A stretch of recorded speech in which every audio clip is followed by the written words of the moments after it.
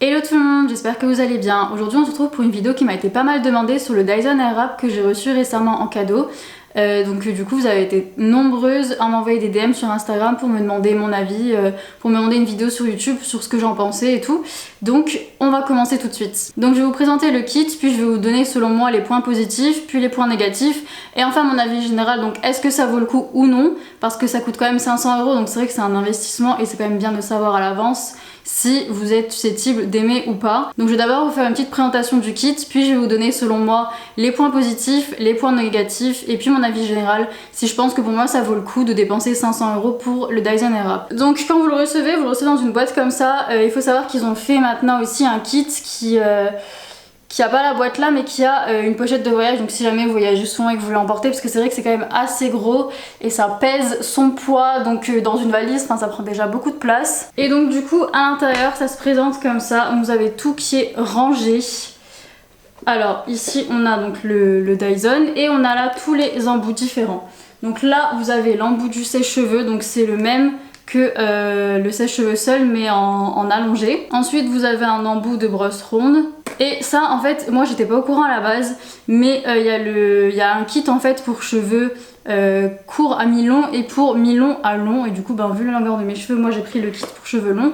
Donc en fait ça concerne les rouleaux là, sur le kit pour cheveux courts c'est à peu près la moitié du rouleau il me semble, et du coup là ils sont plus longs, donc pour que ça puisse enrouler vraiment tous vos cheveux. Et ce que je ne savais pas non plus, c'est qu'il y a en fait différentes tailles. Donc il y a ceux-là qui sont la taille la plus grande. Donc il y en a un deuxième parce qu'en fait, pour ceux qui ne savent pas, c'est dans chaque direction en fait, à gauche et à droite il y a des flèches. Et du coup il y a deux rouleaux qui sont plus petits, donc pour faire des boucles plus resserrées. Et enfin, ça aussi j'étais pas au courant qu'il y en avait deux, mais il y a des brosses lissantes. Donc il y en a une qui est comme ça, avec les picots plus doux, et l'autre avec les picots plus durs, donc qui est comme ça. Et donc sur les brosses lissantes aussi, là ça bouge, je sais pas si on voit bien, mais du coup les picots peuvent bouger. Donc on se retrouve avec un appareil qui fait 4 choses différentes, donc il va sécher, boucler vos cheveux de deux façons. La brosse ronde donc pour les brushings c'est très bien, et on a les brosses lissantes donc pour lisser ses cheveux. Donc pour moi au niveau des points positifs, donc déjà c'est le fait d'avoir un appareil qui fasse pas mal de choses différentes à la fois, donc on n'a pas besoin du coup d'acheter un fer à boucler, puis un lisseur, puis un sèche-cheveux. On achète ça et on a en fait tout ce dont on a besoin. Puis on va pas se mentir, Dyson, même si c'est cher, ça reste quand même de la qualité, donc vous êtes sûr que vous investissez dans quelque chose qui va tenir un moment et pas quelque chose qui va vous lâcher au bout de 6 mois où vous allez avoir des problèmes. Après on peut ne pas avoir de chance, ça peut arriver malheureusement, mais en général Dyson c'est quand même assez fiable. Donc du coup avant de faire cette vidéo j'ai testé tous les embouts et honnêtement je pense du bien de tous les embouts. Le sèche-cheveux est vraiment puissant, donc vous séchez vos cheveux hyper vite avec ça. La brosse, après les embouts, ça c'est par exemple c'est un truc assez classique, c'est juste une brosse ronde, ça fait pas des miracles, ça fonctionne très bien comme une brosse ronde de très bonne qualité, mais voilà ça reste une brosse ronde. Et du coup pour la brosse lissante c'est pareil. Je trouve juste que c'est un petit peu déconcertant au début parce que moi j'ai une brosse lissante mais celle qui dégage de la chaleur juste, et en fait ça souffle, et c'est vrai que du coup au début je trouve que c'est un peu perturbant parce que moi je m'attendais à simplement passer ça comme ça dans mes cheveux, sauf que ça souffle de l'air, donc il faut tenir les cheveux quoi, c'est pas la même façon de faire. Et du coup concernant les embouts rouleaux, je pense que c'est pour ça que tout le monde achète le Dyson, parce que du coup ça c'est quelque chose qu'on ne retrouve nulle part ailleurs, en tout cas pour le moment, parce qu'en fait ça va pas être comme des fers à boucler où on enroule le cheveu autour et ça dégage de la chaleur, ça va souffler de l'air et en fait votre mèche va être aspirée et elle va s'enrouler toute seule, et du coup quand vous allez l'enlever votre boucle va être faite. Et donc du coup en fait les deux tailles c'est en fonction de ce que vous cherchez, donc ça va plus vous donner des vraies boucles plus définies, et avec ça vous allez avoir plus un effet volume, très grosse boucle. En fait c'est ce que j'ai fait aujourd'hui, et du coup mes cheveux sont comme ça, donc avec le gros embout. Et moi personnellement l'effet comme ça volume avec des grosses boucles pas dessinées, j'arrive pas à l'obtenir avec autre chose. Un lisseur ça fait des boucles très dessinées, un fer à boucler même gros c'est pareil, c'est pas le même effet en fait, c'est pas du tout la même chose. Donc pour moi c'est vraiment le gros point positif de ce kit, c'est qu'en fait vous avez quelque chose qui vous donne un effet que vous n'avez avec rien d'autre. Les petits embouts c'est pareil, ça fait vraiment des boucles je sais pas comment expliquer, mais c'est vraiment des belles boucles, et c'est pas vraiment le même effet pareil qu'un fer à boucler ou à lisser. Après c'est un peu plus similaire, mais pour les gros embouts c'est vraiment quelque chose que je n'ai jamais réussi à avoir avec aucun autre appareil, donc pour moi c'est vraiment le point fort de ce Dyson. Et niveau technologie aussi, le Dyson est beaucoup moins agressif et va beaucoup moins abîmer vos cheveux que d'utiliser quotidiennement un lisseur ou un fer à boucler. Et du coup les embouts sont généralement faits pour être utilisés sur cheveux séchés à 90%, donc on utilise le sèche-cheveux pour les sécher et quand ils sont presque secs, on attaque avec les autres embouts parce que tout simplement ça dégage de l'air chaud, donc ça va beaucoup mieux fonctionner si vos cheveux sont encore un petit peu humides plutôt que secs comme avec un lisseur où du coup c'est l'inverse, il faut pas l'utiliser sur cheveux mouillés parce que vous allez brûler vos cheveux. Là c'est vraiment de l'air chaud qui est soufflé. Mais moi du coup je me lave les cheveux que 2 fois par semaine et forcément des boucles comme ça, enfin moi je mets pas du tout de lac dessus, je mets juste un sérum quand j'ai fini de me coiffer, donc ça va pas tenir 4 jours, ça c'est sûr. Mais du coup j'ai essayé, j'ai testé et le lendemain si vous avez perdu un peu de vos boucles, un peu de volume ou quoi et que vous voulez en refaire quelques-unes, vous pouvez totalement l'utiliser, ça marche quand même, c'est pas... enfin ça va quand même fonctionner, c'est juste que c'est quand même plus conseillé de le faire sur cheveux humides pour que ça tienne beaucoup mieux, mais on peut faire des petites retouches quand même tous les matins. Maintenant je vais vous parler des points négatifs, donc le truc qui est un petit peu embêtant, c'est que y a un embout pour chaque direction. Donc c'est vrai que il faut le changer entre chaque. En vrai c'est un détail, c'est rien de très important, c'est juste que il faut changer les embouts entre chaque. Un autre point négatif que je trouve au rouleau, c'est que ça c'est les rouleaux pour cheveux longs. Et j'ai pas les cheveux si longs que ça, enfin ils arrivent à peu près, ils arrivent en dessous de mes seins et donc c'est pas si long que ça. Enfin moi personnellement j'ai déjà eu les cheveux beaucoup plus longs, je connais des filles qui ont les cheveux beaucoup plus longs ici et je trouve qu'en fait c'est un petit peu court parce qu'en fait quand vous allez... en fait vous faites rien, vous laissez l'appareil faire tout seul, vous allez juste passer une mèche à côté et en fait vous avez juste à remonter jusqu'à la racine et la mèche va s'enrouler toute seule et en fait du coup elle va se répartir équitablement, donc ça va pas rester juste là. Et ça va se répartir équitablement et en fait si jamais je remonte jusqu'à la racine, du coup le bas en fait se trouve ici et de la racine là et ça arrive parfois qu'il y a un petit bout de mèche qui ressorte un peu en bas parce que du coup c'est encombré. Et donc je sais pas si sur cheveux plus longs ça se répartit toujours aussi bien pour que le bas soit pile ici et le haut pile là, ou bien est-ce que quand ça devient trop long il n'y a pas tout un bout de mèche qui du coup va complètement descendre. Ça du coup je sais pas.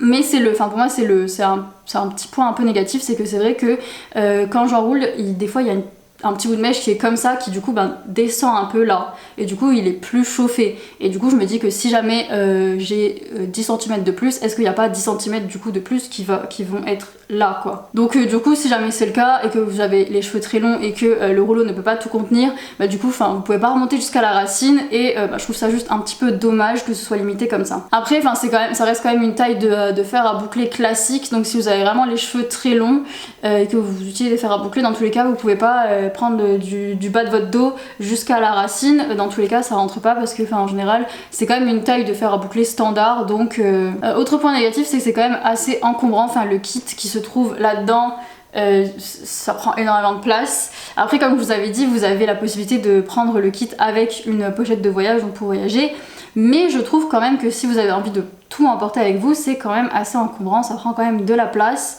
Mais après moi personnellement quand je pars en vacances, je prends pas le sèche-cheveux et en général je prends juste un appareil, je prends soit un fer à boucler soit un lisseur, mais je vais pas m'encombrer avec les deux. Donc là c'est pareil, si jamais vous voulez juste vous lisser les cheveux, vous allez prendre la brosse lissante, mais c'est vrai que du coup si vous avez envie de vous faire des jolies boucles ou quoi, vous vous retrouvez à devoir embarquer les deux là et c'est vrai que ça prend du coup un peu plus de place qu'un fer à boucler classique. Autre point un petit peu négatif, mais c'est vraiment pour chipoter, c'est en fait pour quand vous utilisez les rouleaux du coup, en fait vous devez éteindre l'appareil entre chaque mèche, donc vous allumez, vous enroulez la mèche et une fois que c'est sec et que vous voulez la relâcher, vous éteignez l'appareil et ensuite vous relâchez parce que si vous tirez dessus, ça ne va pas s'enlever en fait.